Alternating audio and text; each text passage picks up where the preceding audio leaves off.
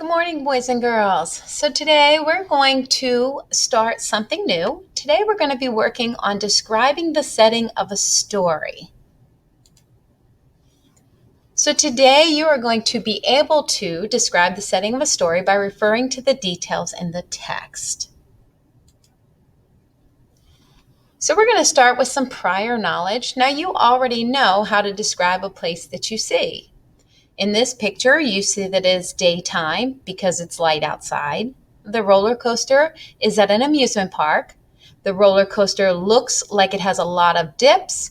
It also looks like it's going very fast because I see people's hair blowing in the wind. In this picture, I see a cabin, some trees, a campfire. It's daylight outside. It's out in the country, not in the city.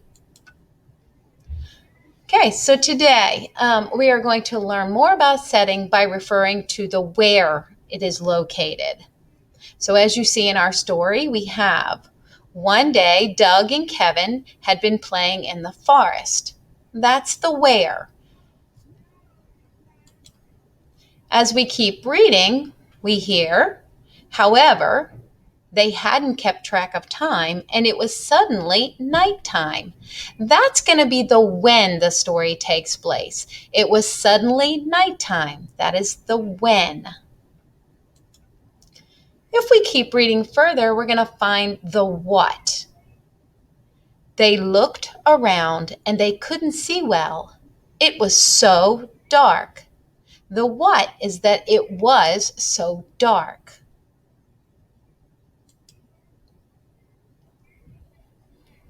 We're also going to learn about a character's smell. They could smell the sweet pine trees and wet mulch. So that's also going to help to describe my setting. Moving down a little further, we have, they began to hear the bats all around in the forest. They could hear leaves crunching under their feet in the darkness. Now that's going to help us to decide on where the setting is taking place because of what the characters are hearing.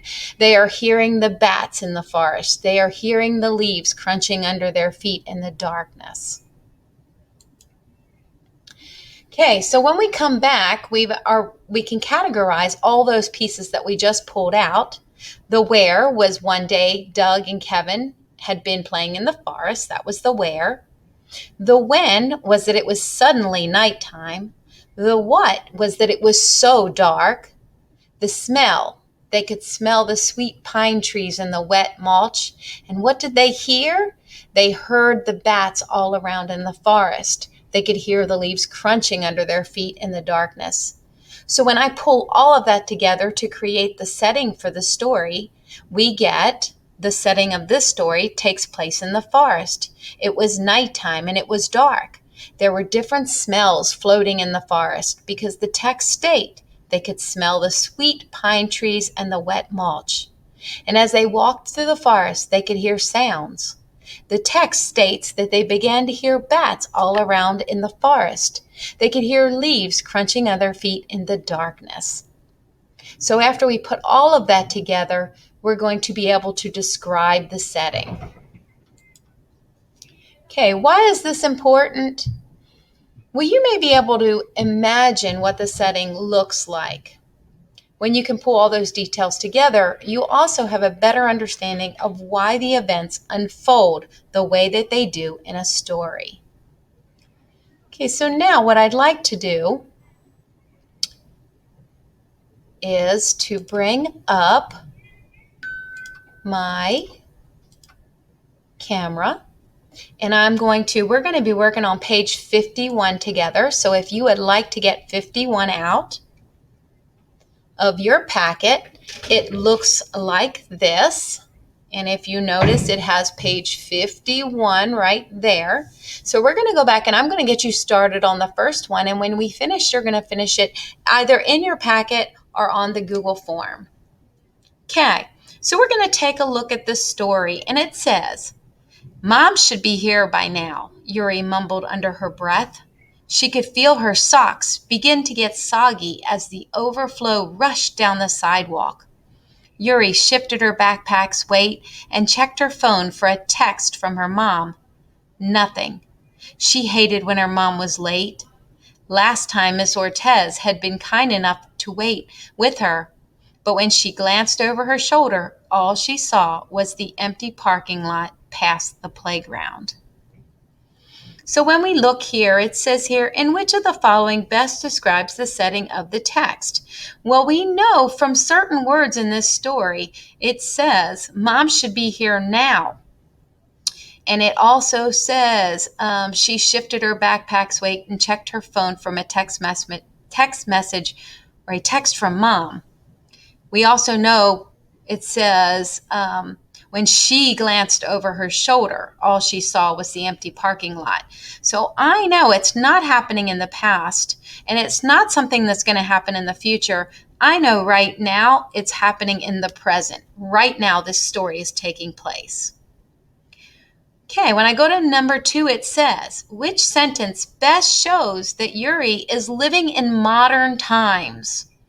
Well, I know that she is living in modern times because when I keep reading, I can see right here she's talking about she checked her phone for a text. Well, I know that that wasn't happening in the past. I know that that is happening right now in modern times. So when I go down here, I'm going to look for the one that has this sentence right here. She checked her phone for a text. So I come right down here and I can see she shifted her backpack's weight and checked her phone for a text from her mom. So that's the one that tells us it was happening right there in modern times. The next one says, which sentence best describes the setting of the text? Well, it says a winter morning outside of a library. Well, I'm not sure it's a library because it said she looked at the empty parking lot past the playground. Usually libraries do not have a playground. So that's also going to kind of rule out a rainy day outside of a library. Again, we said that it has a playground outside. So I'm going to look here and it says a rainy afternoon outside of a school. Okay, rainy afternoon. And I know that it was rainy because it says her socks were beginning to get soggy. And I also know that she was looking at the empty playground the empty parking lot past the playground. So I'm going to go with C. And then when I go to number 4, it says all of the following help the reader to understand the setting of the text, except Yuri is wearing a backpack, Yuri checked her phone for a text message, or Yuri mumbled under her breath. So it says we're going to all the following help the reader to understand the setting except. Okay, well, I know that she's wearing a backpack, so that must be at school.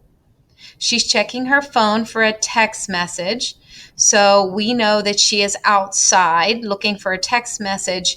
And Yuri mumbled under her breath. Now, that doesn't help me at all with a setting. And it says all of these are except which one. So the only one that is not helping me understand the setting is going to be C. Okay.